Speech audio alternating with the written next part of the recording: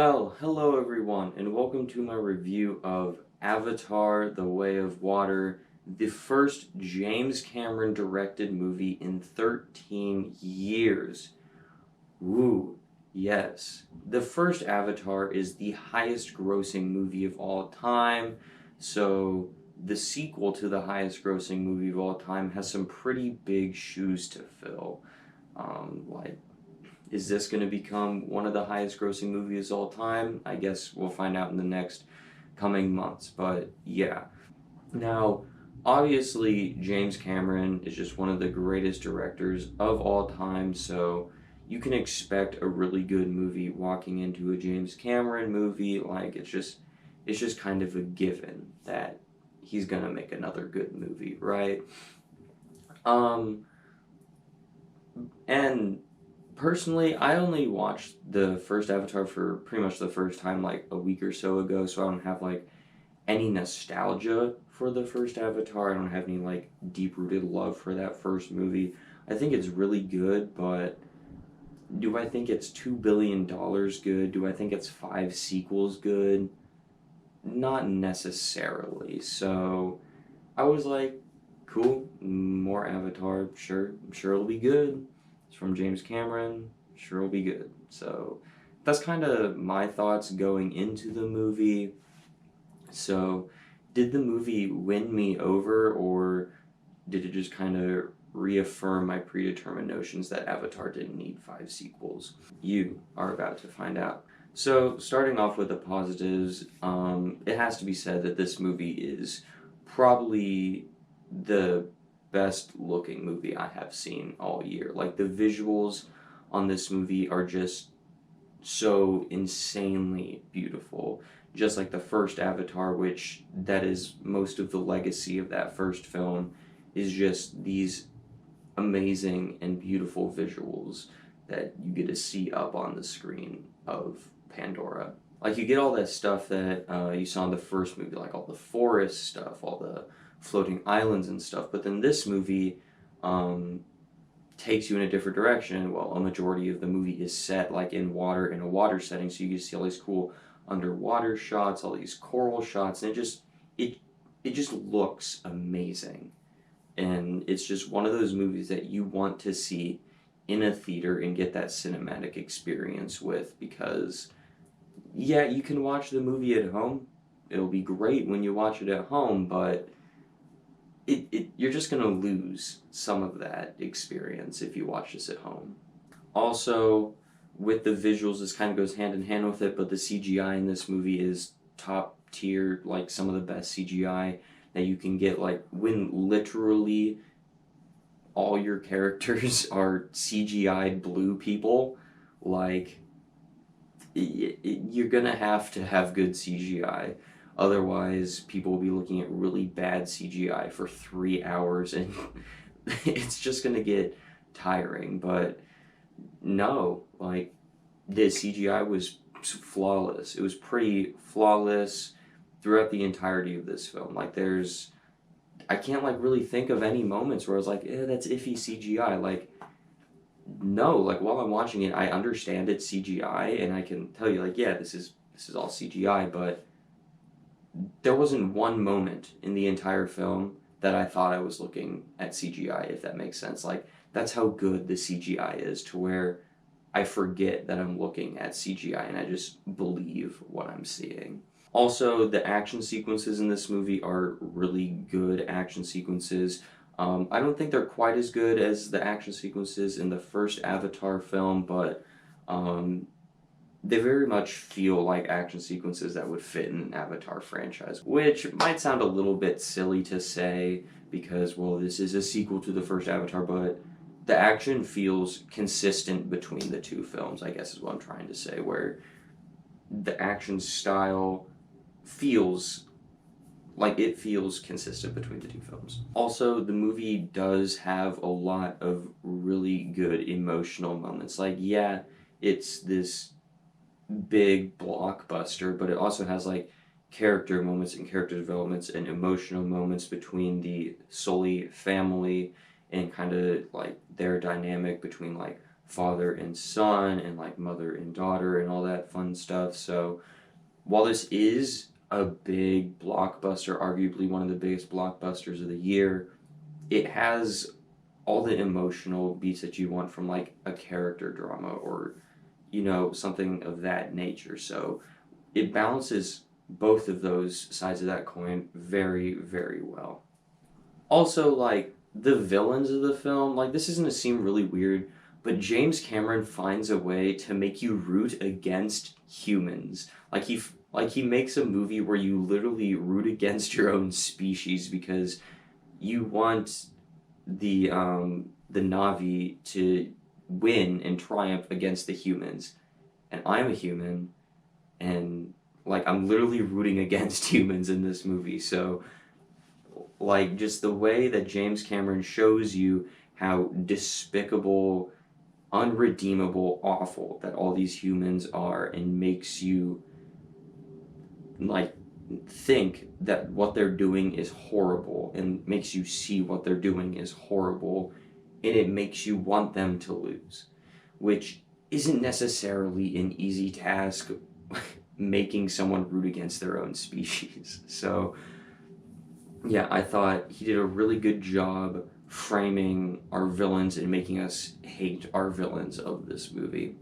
And finally, yes, this movie 100% won me over, and yeah, I want to see more Avatar movies. Like, I know we already have like 3, 4, and 5 planned, but if he wants to continue making Avatar movies past that, go ahead, because yeah, this movie and the predecessor are both really good movies, and I have a feeling that if they just keep the same consistency of really, really good blockbusters, that the Avatar franchise could turn into just one of the most consistent franchises of all time. Might not be the best franchise of all time, and I certainly wouldn't consider it to be one of the best franchises of all time, but as far as consistency, I think it has the potential of being one of the most consistent franchises out there.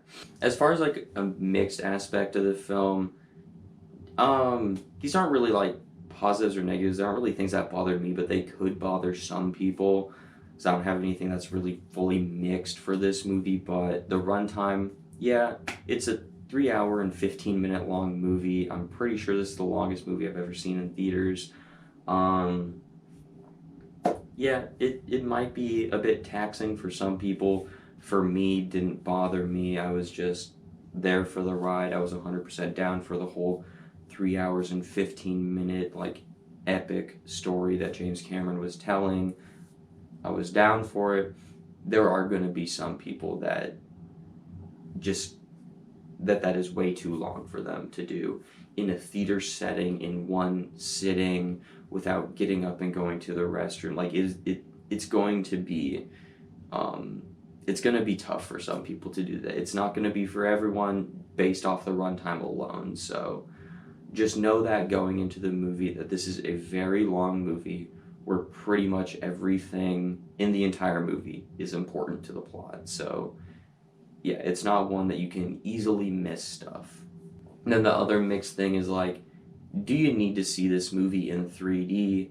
Personally, I would recommend seeing it in 3D. This is the first movie I've seen in since I can remember in 3D, and I just thought it enhanced all the visuals and just made it look even better. So I would recommend seeing it in 3D. Is it absolutely necessary to see it in 3D? Probably not. Like, it's not necessary to see it in 3D, but I think it will enhance your experience if you see it in 3D. So, totally up to you if you see it in 3D. For me personally, I would say see it in 3D, but again, that's just me.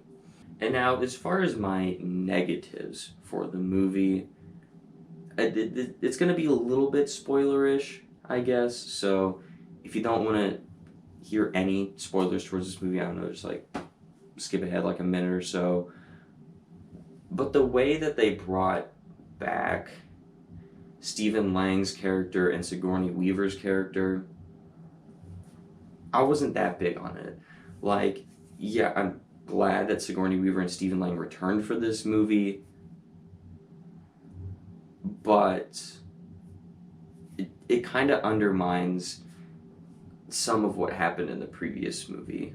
You know, it kind of undermines some of the emotional weight that that first movie had, where it's like a really sad and tragic scene when Sigourney Weaver's character dies in the first one. Oh, but she's back in this second one, so if I ever watch the first Avatar again, it'd be like, oh, I just know that she's kind of going to return in the second one in some capacity. It's like, or like when Stephen Lang's character is defeated at the end. Oh, he's just back. He's just the villain again in Avatar 2. It's like, okay. Like, yes, I understand wanting to bring them back because they're both fantastic actors, but for the sake of the story, I feel like you could have come up with something else. For the sake of not undermining some of the emotional scenes or some of the payoffs of that first movie, I felt like you could have done something different. Also, I know there is going to be more Avatar movies. I would bet money that this movie will succeed at the box office and we'll get Avatar 3 and 4 and 5. I'm sure we'll get those. But the movie does leave some stuff unanswered, does leave some stuff hanging. Where the first movie could have very easily been a one and done, this movie very much feels like it's a part one to this huge epic story of Pandora and the Na'vi people in this world of Avatar. You know, like there's just stuff that isn't answered, stuff that is just teasing things, like you know what I mean? Like you can just feel that this is just a stepping stone in this story. Like there's just like so many things I walked out of this movie of like, wait, that wasn't resolved, or oh, that just kind of happened and we didn't get an explanation for it. There's like 3 or 4 times in this movie where that happens, or we'll think a character just died, but then 2 minutes later it's revealed that, oh no, they're still alive. So that way they can return for Avatar 3, 4, and 5. It's like, okay. At some point, you have to just answer things. You can't just be setting stuff up for sequels.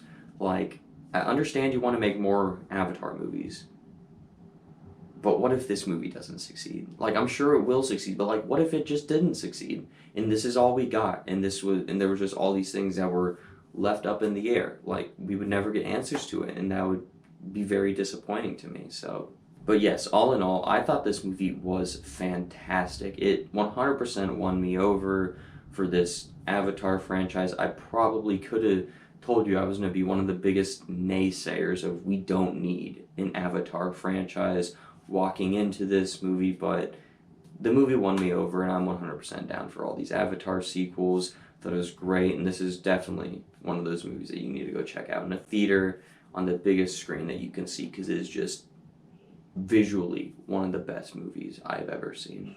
So overall, I'm going to have to give Avatar: The Way of Water a 4 out of 5 stars. This is a very good return for James Cameron.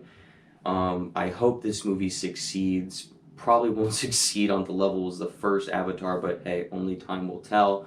But this is definitely one of those movies that you need to go see in a theater on the biggest screen possible, because just watching it at home, if it ever comes to streaming or when it comes to physical media, just won't do the movie any justice. So definitely check this movie out in theaters.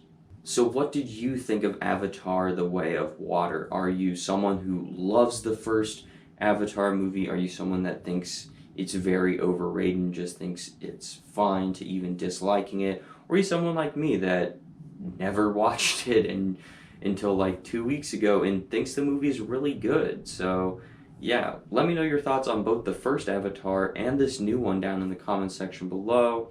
And as always, thank you so much for watching, and have a great rest of your day.